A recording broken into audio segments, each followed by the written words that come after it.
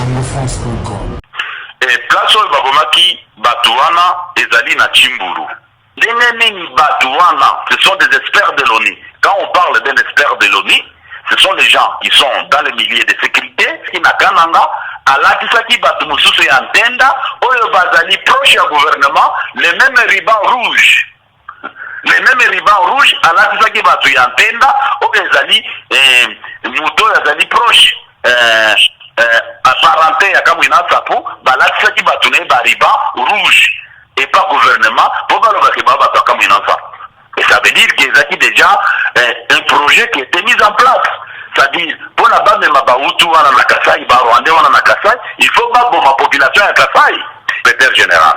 Maintenant, Tokomi, dans le rapport, il y a Bisengemana, na Kanyama. congofrance.com. Amis téléspectateurs de congofrance.com, bonjour et bonsoir, ça dépend l'heure à laquelle vous nous suivez dans cette émission l'écran duplex tout le Belaramakambou et les Karana République démocratique du Congo. Tomoni information ou actualité Oyo et yeux en plaire.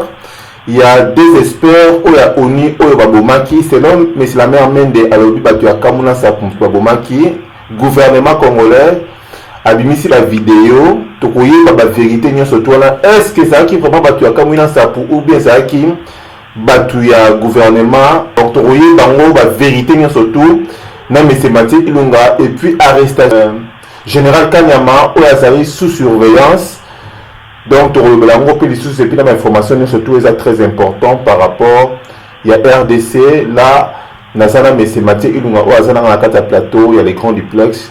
Bonjour monsieur Mathieu Ilunga. Bonjour messieurs les journalistes DJ Dipumba et bonjour au Balandi na biso nyonso ya radio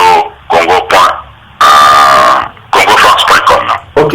Monsieur Mathieu Ilunga, tu déjà d'actualité Ezoya Sekoya, tout le monde qui des experts oya oni oyo babomaki, tout le monde ba image la vidéo bimi, totali pena ba image wana na benuna ba expert misusu oyo baza awa na kati ya France batali ba vidéo wana bango ba juger na ndenge na bango na yo oza analyste oza mutu oyo tosolaka na makambo ya politique. Est-ce que en regardant la vidéo omoni ke eza déjà l'impression na ezani ndenge omoni batu oyo balati ya banda rouge oyo babengi bango batakamuna sapo bazoboma ba expert ya ONU? Merci beaucoup, monsieur Didier Dipumba, pour la mutuna et au sujet autant abordé, il y a les campagnes à vidéo, il y a assassinat, il y a pas expert, na sujet, il y a arrestation ou mise à l'égard et à l'écart, il y a général Kanyama. Donc on a d'abord la vidéo, on a besoin de tout le monde yango, to analyser yango bien, mais il faut qu'on t'a yango, na fond, na forme. D'abord, na fond, toujours na ciment Lambert Mende alobaka na émission na ye ke bapekisaki batu ya kamwina expert ya ONU ke bakende na kote wana te parce que ezali très dangereux. Ça veut dire que ceux qui côté wana eza dangereux et bato ya ONU bakokende te, même gouvernement kozala azaki na bato na kote wana te akoki kozala renseignement côté kuna te. Ça c'est le premier point. Maintenant, tokende pour la vidéo. Place oyo babomaki bato wana ezali na Chimbulu. Chimbulu ezali à peu près en vol d'oiseau à 150 km ou 500 km de ville de Kananga. C'est-à-dire, ezali voyage moulaï, ezali, je pense, ezali quatrième gare. Kolongwana gare ya Kananga. Okende pour la na Chimbulu, il faut être à la 4e gare ou 5e gare, si je ne me trompe pas, si j'ai encore bonne mémoire. Et côté wana, na Chimbulu, batonyo subazakuna, ezali vraiment na cité rurale. Et oui, ezaki sous-région, oui, batoda bazali lingala ezali, mais lingala ezali vraiment populaire, lokola na Kananga, pe na bagande ville mususute. lingala ezali parce que basoda bakoki kozala bapolisier bazali, mais non ezali lingala ezali courante te. Bato baza na chimbulu ebele bazali koloba mingi chiluba. Là c'est un. De deux, na kati ya video wana toyoki bato bazoloba français, bazoloba lingala et bazoloba chiluba. Tango tozozwa d'abord séquence wana ya bato wana bazoloba, tozali komona tozwa video mususu oyo elekaki ya basoda bazaki koboma batu des paisibles citoyens oyo bazaki censé koloba ke batu ya kamwe na nsapo. Basoda wana tango bazaki koboma batu bazaki koloba na chiluba d'ailleurs lisusu bazobeta bango masasi beta yo na sasi asa akufi balobi na chiluba na video wana. Tango video wana elekaki mokili mende alobaki ke non video wana eza crédible te ezali opposition moto a monté yango. Et or basoda oyo bazaki oboma bazaki oloba mpe na chiluba. Et chiluba yeba bien que lelo chiluba ezoloba même si na poto même na ba chinois. Ça veut dire que mutu akoki koloba chiluba et que azali ngluba te. Mutu akoki koloba chiluba même ceux qui aza mutu akamwe na sapote. Ça c'est le premier élément. Toujours on a fond ya chose. Maintenant et aussi Bisanga, ce sont des experts de l'ONU. Quand on parle d'un expert de l'ONU, ce sont les gens qui sont dans les milieux de sécurité, dans les milieux de renseignement. Et Bisanga, Batouana Bazaki Omema Bango na point, et pas les individus kakaboye, Batouazo Kemeneti Bazo Timika Bango par force, Neti Ordre Moussou Zago Koloba. Na caméra ezali ko-filme. Et Bisanga, na Chimbulu Koura Ezate. Na Chimbulu, déjà au Chimbulu, ce n'est pas tout le monde qui peut avoir les téléphones portables. Ce n'est pas tout le monde. Ça, vous pouvez le faire vérifier. Na Chimbulu, ce n'est pas à ces gens-là, on va dire la téléphone. Bateau va cause un téléphone, et ça bateau va commerçant, na bateau va dans affaire. Ce n'est pas bateau, on est des citoyens populaires, on va appeler na Chimbulu, il y a et aussi bateau filmer. Courant et zalité, bateau filmer. Bateau filmer, on par quel moyen? Là, c'est d'abord qu'on critique dans le fond. Maintenant, l'autre qui s'autonomie,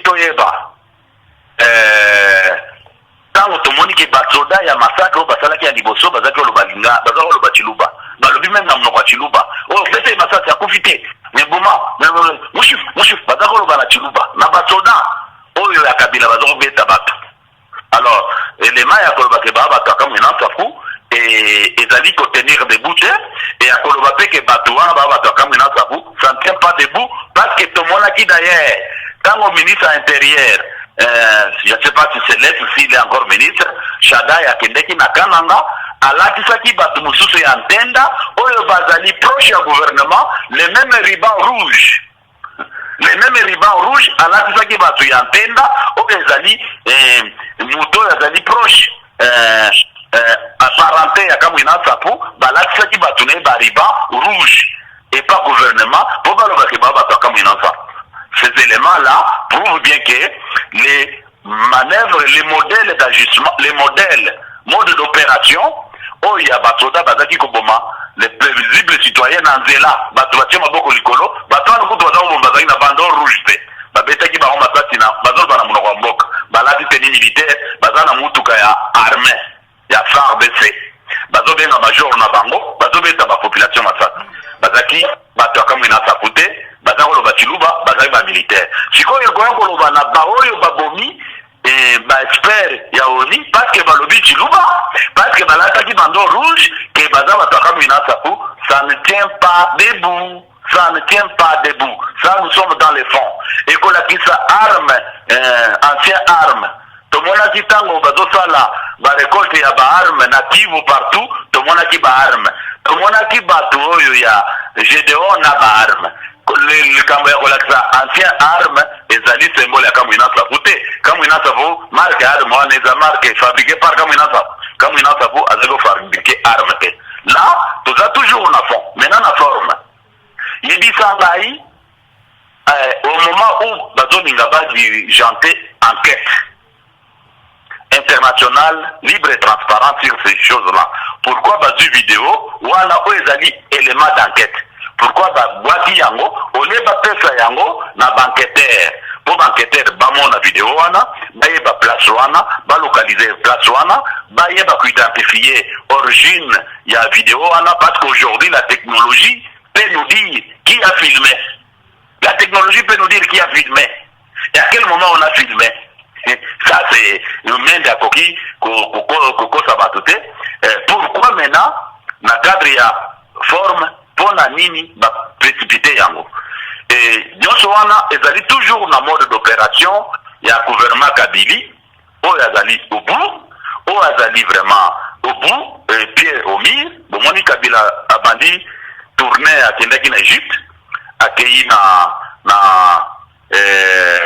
Gabon ou na Guinée ou na Togo plutôt ou na Togo ou Gabon ou Sénégal asali batour wana et en entre-temps même à lancer loko wana. Ça veut dire que balingi bato souffle moko koyesa ko batu que non tala biso tosali musala tozali na élément maintenant élément wana il a fallu pesa ngo na banqueteur ezaki amende te pour aloba lelo soki menda zo pesa élément wana kezali élément d'enquête eza élément épreuve. Pourquoi aboyaki kozwa élément de preuve ya massacre ya batu po basoda babomaki? Pourquoi alobaki que vidéo eza élément de preuve te? Élément de preuve te. Pourquoi les lois azobimisa vidéo wana eza élément de preuve? Ezali contradiction na mode d'opération na bango, mais les mêmes modes eza les mêmes modes oyo ba opéraki pona koboma batu des paisibles citoyens, femmes et enfants baza maboko pamba bazo tirer bango bazo bana chiluba. C'est le même mode oyo bakei koboma batu ya ba espère ya oni et bazo ba pe na chiluba. Chiluba est international aujourd'hui. OK. Monsieur Mathieu Ilunga, en regardant la vidéo, n'a remarqué batu bazoloba na français, batu bazoloba na chiluba, batu bazoloba na lingala. Na suka vidéo, tant babeti bespère na masasi, et ana mutimoko anda koloba, tireye. Tebi biso surtout langage ya Kamina Sapu alobaka mingi na chiluba, ata ko tirer akoloba na chiluba. Po elakisa ke non baza batu ya Kamuna Sapu. Na remarqué lisusu na kata vidéo wana normalement mais c'est la même main dans le baki na ba traducteur oyo bandako basaki na ba expert wana babomaki bango. Mais na kata vidéo wana totali bien to moni traducteur moko sala wana mutu moko oyo balobi ya soit disant Kamuna Sapu IBC ke non yo longwa côté kuna toyito boma bato mibale. Est-ce que ça contradiction te na langage ya monsieur la mère main de Kebabumaki les deux experts ya oni plus ba traducteur na baromi balé ou traducteur moko na mutamoto? Est-ce que moi ite que vidéo wana ezo tenir ou bien vidéo wana elakisi vraiment que porte-parole donc mais c'est la mère main de Maramazoloba na vidéo de tout la boé eza vraiment contenir teneka otoloba? Mais je confirme bien na makambo uti koloba oyebi bien que bapesaki communiqué que babomaki batu ya ba expert bade expert ya oni na ba accompagnateur na bango. Or na kata vidéo bazoloba que non bino bolongo wana tolingito boma batu mibalo. Ça veut dire que basali mode d'opération na bango mais détail échappé bango. Et pas il y a battu un gouvernement mende azali tokoki koloba lisusu te toyebiye ninga azalaka oyo batindaka mpona aloba makambo alukuta mais maintenant azali na contradiction totale na film na vidéo na maloba ezolobama na kati ezali kolakisa ke eza lukuta. Et aussi le point ya koloba ke non bato akamwina sapu soki mutu alobi chiluba aza mutu akamwina sapu non. Chiluba lelo okokende na Londres okukuta bamindele bazoloba chiluba, okende na États-Unis na Chine na uti koyebisa yo bazoloba chiluba. Ça ne veut pas dire que tango mutu azoloba chiluba abeti masasi même soki atangi kombo akamwina sapu ça veut dire que mutu akamwina sapu. C'est pareil awa na poto tomoni bato bazosala assassinat bazoloba arakbar. Même ceux qui ont un Daesh, à l'Obiarakbar. Ceux qui ont un Obiarakbar, ça veut dire à Daesh. C'est les mêmes méthodes tellement primaires. Et l'ingolobate qui est vraiment enfantin d'ailleurs. Et ça c'est pour Moutalobi Chiluba, à Moutakamouina Sapou. Et ce n'est pas parce que Moutatani Kombo à Kamouina Sapou, va identifier qu'il y a Moutakamouina Sapou. Et Zali, montage, vraiment enfantin ya opération ezali montage enfantin d'opération na uti koyebi soke ezali lisusu erreur encablé Kabili na système nango nyonso elelo ezali lukuta makambo wana nyonso eza lukuta na contradiction na fond na forme nango ezali ko tenir debout monsieur le journaliste. Ok, monsieur Massé Ilunga pona nini kaka na kati ya République démocratique du Congo ne makambo wana ezosalema tomonaki ezalaki na ba Congo elongo na ba Congo ekei na suite que vous n'en parlons même pas parce que c'est trop. Na Kasai, tomoni ba fausse commune, ba découvrir sous plus de 40 fausses communes. Na kati ya fausse commune moko, na kati ya libulu o moko me ba kundi ba congolais tellement ébélé. Pourquoi kaka na kati ya Congo nde makamwane zo salema? Est-ce que Joseph Kabila o azali garant de la République o azali président sikoyo? Na kati ya République démocratique du Congo akoki kozaba mesure moko te oyo akoki kosilisa makambo wana ou soit aza capable ya kosilisa yango ou soit aza incapable ya kosilisa yango. Monsieur Mathieu Ilunga. Merci beaucoup monsieur Didier Dipumba. Nalingi nayebisa balandi na biso nyonso baza koyoka biso. Il faut lelo peuple congolais ou peuple africain balongola na monoko na bango na vocabulaire na bango likambo ya koloba garant de la nation, garant des institutions. Et na Afrique ou na Congo tozali na garantie ya institution, tozali na garantie ya république, tozali simplement na ba gouverneurs implantés. Ce sont des gouverneurs des multinationales, les gouverneurs de la politique mondiale. Aujourd'hui, est-ce que vous allez connaître le terme de globalisation? Est-ce que vous avez lelo que dans le monde, ils ont mis en place il y a mondialisation, il y a politique? Est-ce que vous allez connaître lelo que dans le monde, il y a des cabinets, des instituts ébélés, vous allez réfléchir sur le gouvernement mondial? Et c'est en marche, c'est déjà en marche. Et Kabila a garanti, Kabila Azali, représentant, il y a Baïdé Mokoboye, c'est que nous pouvons dire les pensées uniques. Bon, maintenant pour la première bisayo qui est à Koki Kolongolate, non, pourquoi Bazobo Manakasai? Il faut dire que na Tolobaka na Olisusu, Ezali na un ancien ambassadeur, agent de service de renseignement, Herman Cohen. Herman Cohen a l'obaka que il faut pas légaliser Makambo et Paul Kagame Asali na Congo. Ce qui était illégal, il faut pas légaliser yango. Herman Cohen a l'obaka yango, a l'obia on a micro, a l'obia on a média. Herman Cohen a zali parmi les lobbies où il y a globalisation, il y a politique, globalisation, il y a économie. Maintenant, à l'obaki qui soit lobby, Baoutou, Rwandais, Bazali, des travailleurs, et Congo est en place belé, Bakoki, comme Bango na Kasai. À déterminarité bien lié à l'Obaki, même Bango na Kasai. Et ça veut dire qu'il y a déjà un projet qui a été mis en place. C'est-à-dire, pour la base de Mabaoutou, on a Kasai, Rwandais, on a Kasai, il faut pas pour ma population à Kasai. Il faut pas pour ma population, pour pas exploiter minerais zali na Kasai. Il faut pas bengana batu na milieu wana, basala ki na Kivu, na Beni, na Butembo. C'est parce que balingi ba exploiter pétrole na minerais zali na frontière na Uganda. Il faut pas bomba batu wana ya Beni na Butembo pour pas occuper territoire wana ba exploiter pétrole. Na Sud Kivu ba planter Minembwe zali avant-garde, il y a toutes ces manœuvres là. Voilà, Bazobo Malakasai, parce qu'il faut faire peur à ces peuples-là, Baboma Bango, Bakimisa Bango, exploiter. Il faut qu'on y ait que Chimbulu, Ezali, zone à réserve, ya Miba. Ezali zone à réserve, ya Miba. Il faut que na Chimbulu, Ezali na ba minéré, oyo ba découvrir qui kala. Maintenant, ba lingi ba banda étude. Étude wana, c'est sur le territoire de Kambunan Fapo. Et pour la base de étude wana, ba si ba teki, ba concession wana, Kabila sa teki ango.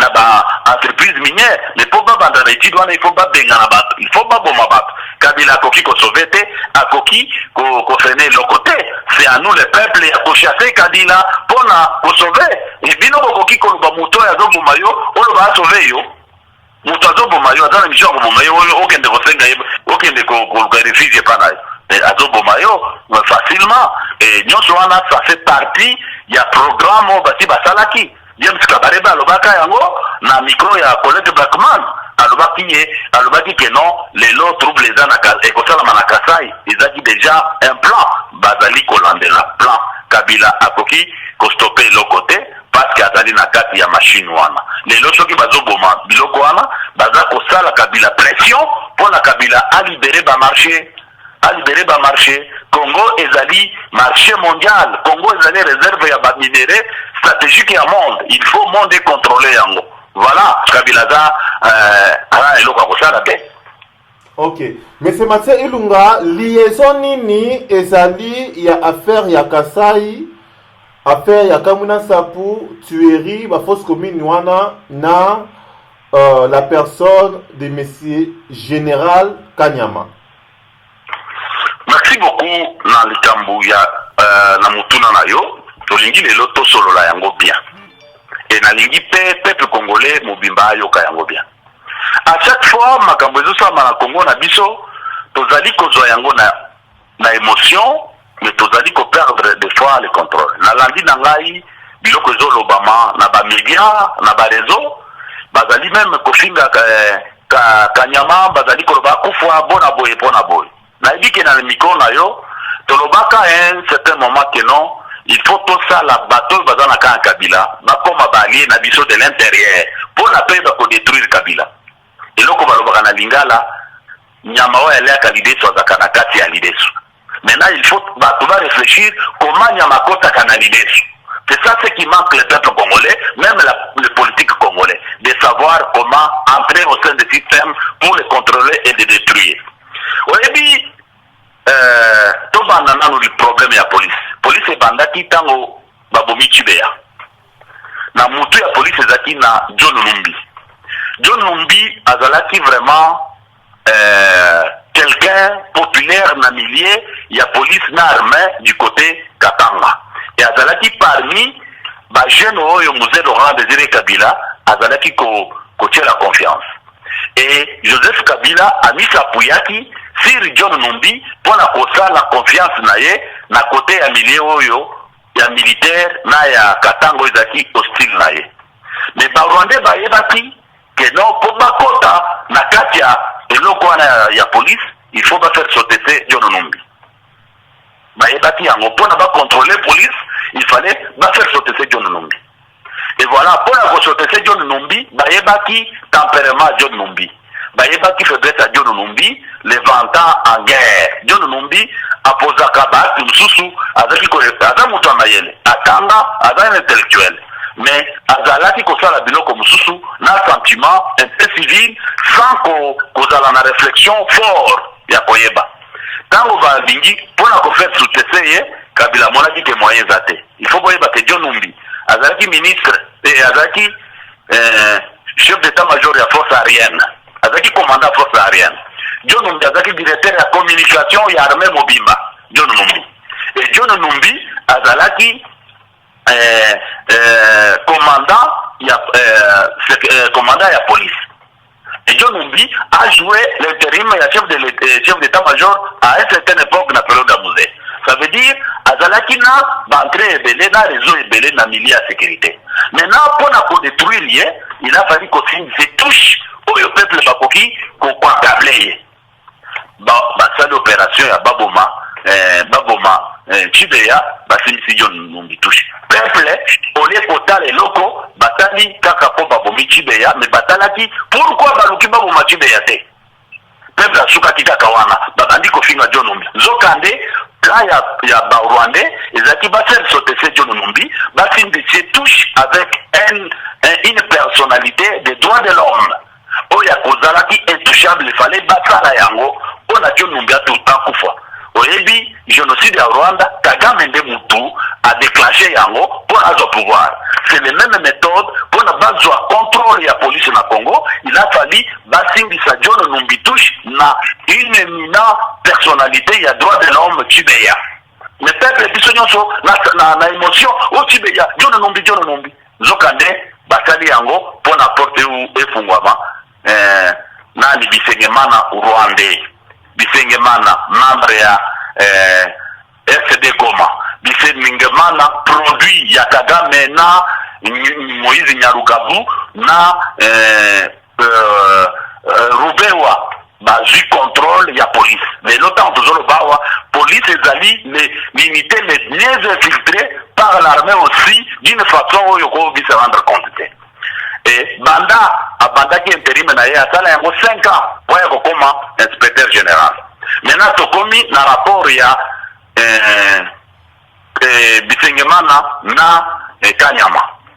Oyebi Kanyama azali congolais, Kanyama aza kasayen, Kanyama azali jeune ya Bisengemana na EFO.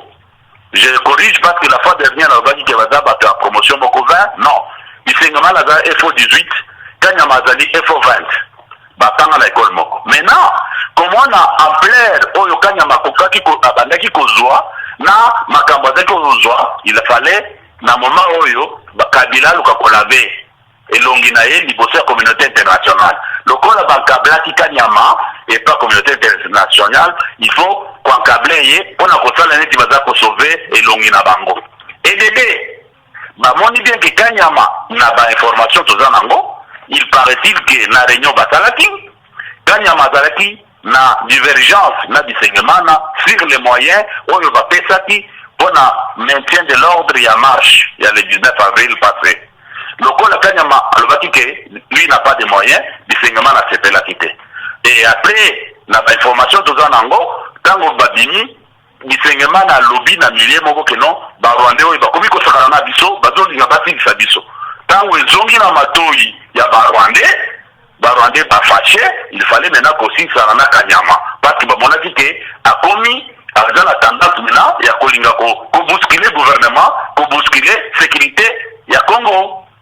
C'est-à-dire, Kanyama azaki prêt à kolinga ko banda pour changer quelque chose. Voilà, les cambo babomelié, parce que avi se rendre compte que babomi na Kasai, bazo boma mingi, azali kolinga ko coopérer, bamoni a commis vraiment témoin gênant. Maintenant, peuple congolais, bazali sous ko finga Kanyama. Au lieu de comprendre que non, ils allaient toujours les manœuvres, les modes opérationnels, il y a le gouvernement d'occupation, n'a pas rwandais, où il va infiltrer et va occuper Bokanabiso. Voilà les liens, il y a Makambouana, na Général Kanyama. Ok. Général Kanyama, un Congolais, Oyo, Batinde, ba mission ebele, les peuple congolais, Bazoli la cara parce que Général Kanyama, Bande, Kubeta biso aboma ba congolais général Kanyama tout wana mais c'est qui mission au batindaki ya général Kanyama mais ba inbox moko zo les cas comme quoi général Kanyama azaki na mission ya ko éliminer Félix Tshisekedi na marche au ya le 10 avril au elekaki heureusement Félix Tshisekedi akendaki na rendez-vous au babengaki na mboka wana na muta oya. Est-ce que tokolo bake lokola général Kanyama aboya ko exécuter ba projet ou bien mission o batindela ki pa ba continuer net Bisengimana yango wana tango a résister et que aboya ko exécuter ngo nde yango siko ba tourner contre ye donc yango nde ba salir ye et puis ba oluka ba bomae. Merci beaucoup, monsieur le journaliste. Oui, d'abord, il y a un lot comme sous le peuple congolais ko bitu na mingi. Kanyama azalaki général, divisionnaire, c'est-à-dire commandant de la police de la ville. Likolo na ye ezali na ba échelon mususu. Bisengemana nde azali inspecteur général. Yebisanga ilelo ceux qui ordre les autres dans le ministère de l'Intérieur, et comme il n'y a pas Kanyama directement, mission ordre et pas ministère de l'Intérieur, après si il y a inspecteur général de la police. Inspecteur général de la police, akitisi yango na direction de renseignement ya police, direction de renseignement na gouvernement ya ville de Kinshasa et travailler maintenant bapesi ordre na gouverneur nde aye kokitisa yango na inspecteur ya police ya ville ya Kinshasa. Voilà ndenge ezali normalement. Mais soki lelo ordre ezali mal exécuté na niveau ya ville ya Kinshasa, il faut babandana na mutu. Soki lelo bazali koloba pona bato baza koboma, mutu azali chef wa police ezali bisengemana. Pourquoi na liste oyo ba communauté internationale bazalaki gelaki ba bien? Pourquoi ba gelé bien ya bisengemana te?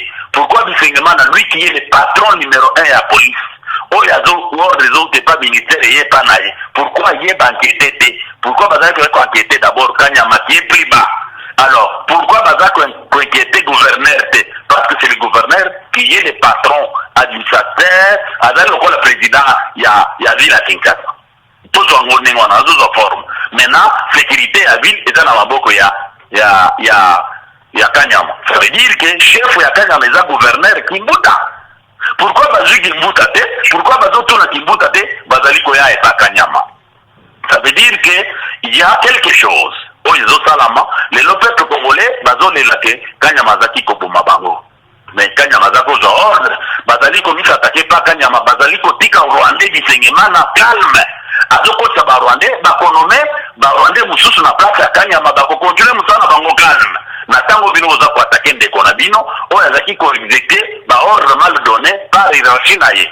Il faut bitumana biso za la mena diriger vers bisengemana, vers Kimbuta, de ba chef ya Kanyama.